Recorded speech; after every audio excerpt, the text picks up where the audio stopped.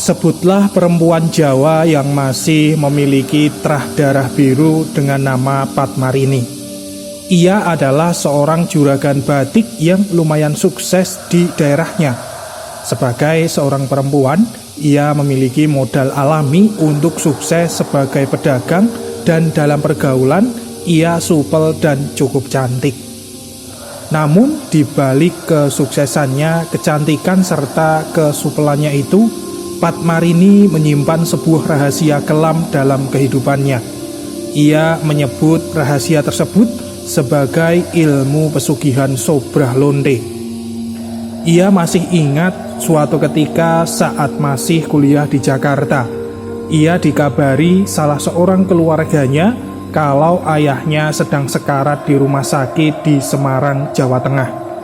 Sang ayah mengalami kecelakaan mobil yang sangat fatal.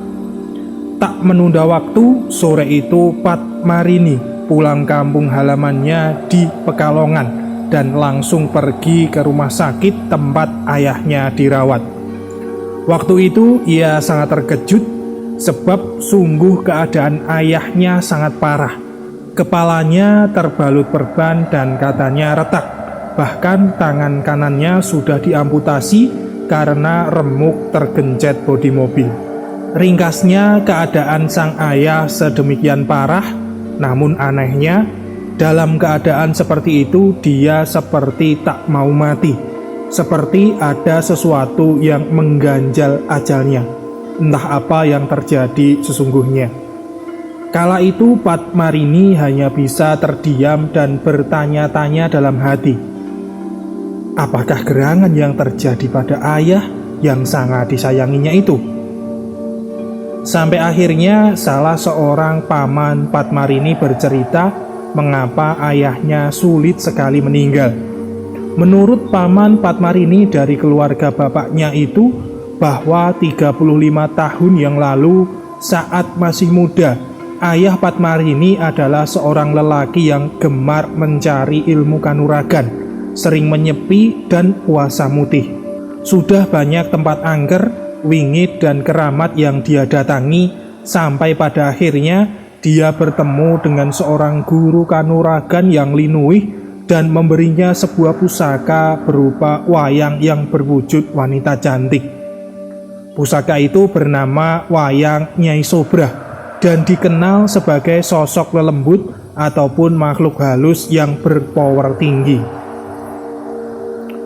Dikatakan juga bahwa siapapun pemegang pusaka Wayang Nyai Sobrah ini tidak akan hidup miskin. Oleh karena itu kemudian dikenal sebagai pesugihan Nyai Sobrah.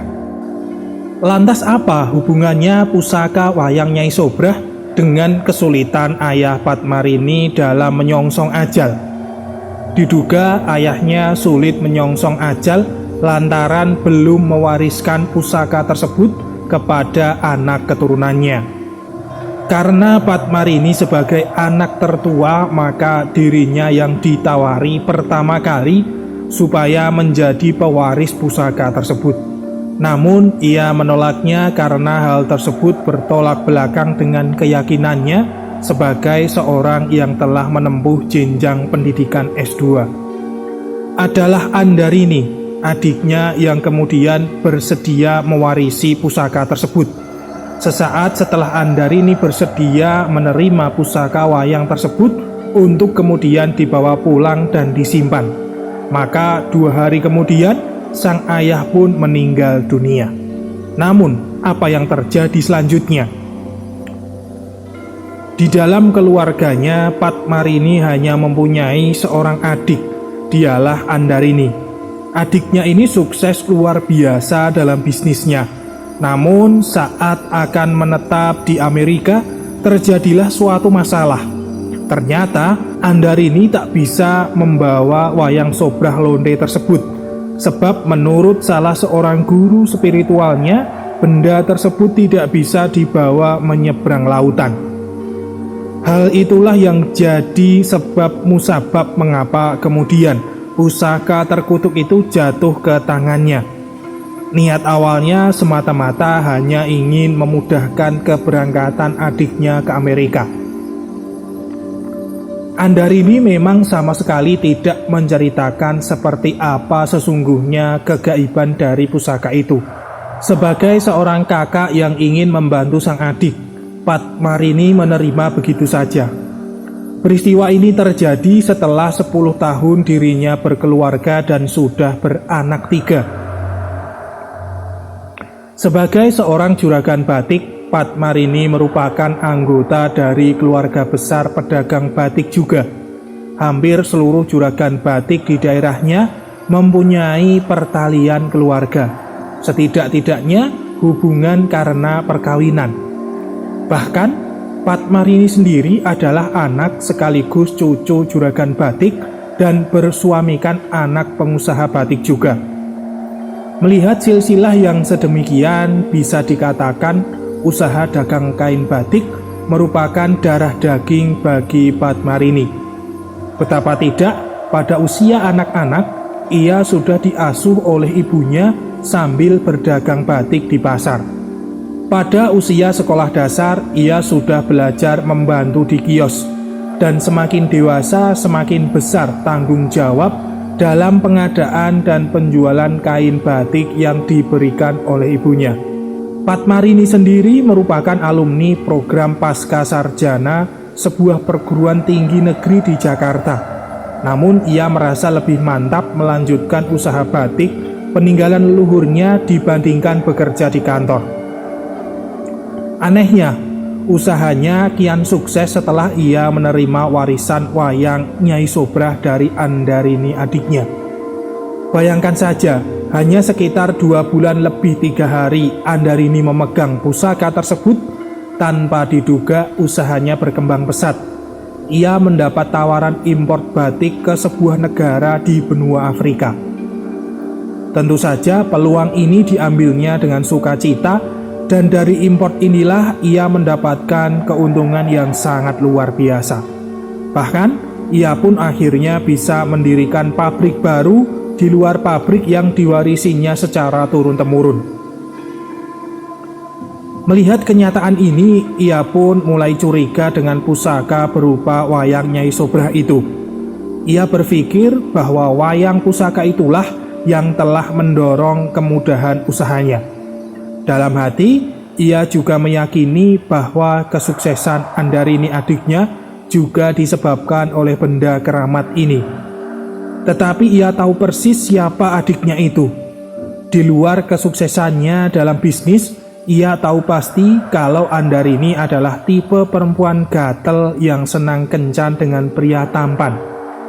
Ini tak diragukannya lagi, sebab sudah berulang kali ia memergoki Andarini sedang bermesraan dengan pasangan selingkuhannya. Aku terpaksa melakukannya sebab Mas Fran suamiku tidak pernah bisa memuaskanku, dalih Andarini ketika ia berusaha mengingatkannya. Sang adik juga berterus terang bahwa dirinya telah menjadi perempuan yang sangat keranjingan seks.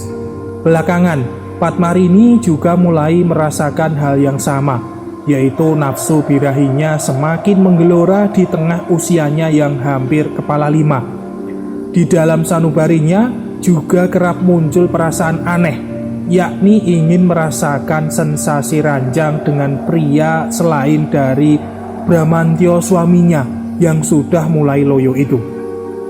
Ia bahkan sering uring-uringan karena Bramantyo sama sekali tidak bisa memuaskannya. Walau begitu, Padmarini masih tetap berusaha untuk mengekang nafsu.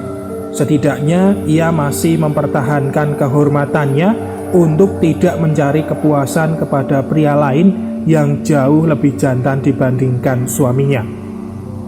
Sampai akhirnya musibah besar itu datang. Suami Padmarini mengalami kecelakaan saat pulang dari kantor. Akibat kecelakaan itu, Bramantyo mengalami kelumpuhan.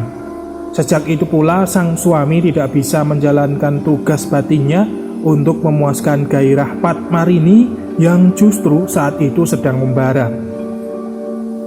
Padmarini semula mencoba untuk tetap pasrah menerima keadaan. Ia mencoba pula untuk menjalani hari-harinya seperti biasanya. Namun, 5 bulan kemudian setelah peristiwa kecelakaan yang menimpa suaminya, ia mulai merasakan perubahan yang aneh dalam dirinya. Dia merasakan getaran libidonya yang kian menguat. Hasrat seksualnya tidak hanya meningkat, namun bak api yang membara dan sulit dipadamkan. Terkadang tubuhnya terasa sangat panas, gelisah dan menggeliat-geliat. Nafsu seksual yang aneh dan sulit dikendalikan inilah yang pada akhirnya menggerogoti iman dan kesetiaannya. Keduanya merapuh sampai pada akhirnya dia terjerumus dalam lubang kenistaan. Ya, karena Padmarini tidak dapat menyalurkan hasrat birahi dengan suaminya. Ia menyalurkan hasrat seksualnya itu dengan pria lain. Apabila hasratnya sedang memuncak, bahkan 3 orang lelaki pun belum cukup untuk memuaskannya. Seiring perjalanan sang waktu, kondisi Padmarini semakin menjauh dari keimanan. Ia menjadi wanita yang sukses secara materi, namun ia tak kuasa untuk menghentikan libido seksnya yang nyaris tak pernah terpuaskan. Ia bahkan bisa bercinta dengan 5 orang lelaki sekaligus atau lebih. Betapa nista dan celakanya apa yang dilakukan oleh Padmarini ini. Sekarang, Padmarini ibarat sebuah sangkar dari berbagai burung dengan bentuk dan ukuran yang bermacam-macam. Saat nafsu setan itu datang, ia hanya bisa pasrah terlentang menjadi mangsa beberapa lelaki. Ia mengatakan, apabila hasrat seksualnya tidak tersalurkan, tubuhnya terasa sakit semua dan panas seperti terbakar hebat. Sesungguhnya dalam relung hati nuraninya yang terdalam, Padmarini sangat ingin bertobat dan mengakhiri semuanya. Ya, ia ingin menjalani hari-harinya seperti dulu bersama suami dan anak yang disayanginya. Namun, ia tak kuasa melakukannya karena jiwa dan raganya kini sesungguhnya berada dalam dekapan khodam terkutuk yang bersemayam di dalam pusaka wayang Nyai Sobrah tersebut. Apakah Padmarini tak ingin membuang benda celaka itu? Ia telah mencoba melakukannya, namun begitu siang atau malamnya dibuang, maka siang atau malam berikutnya benda itu pasti akan kembali kepadanya. Betapa aneh, dan entah sampai kapan keanehan ini akan terus dijalaninya. Semoga nanti suatu saat ada seseorang yang bisa membantu Padmarini meninggalkan semua kesesatan ini.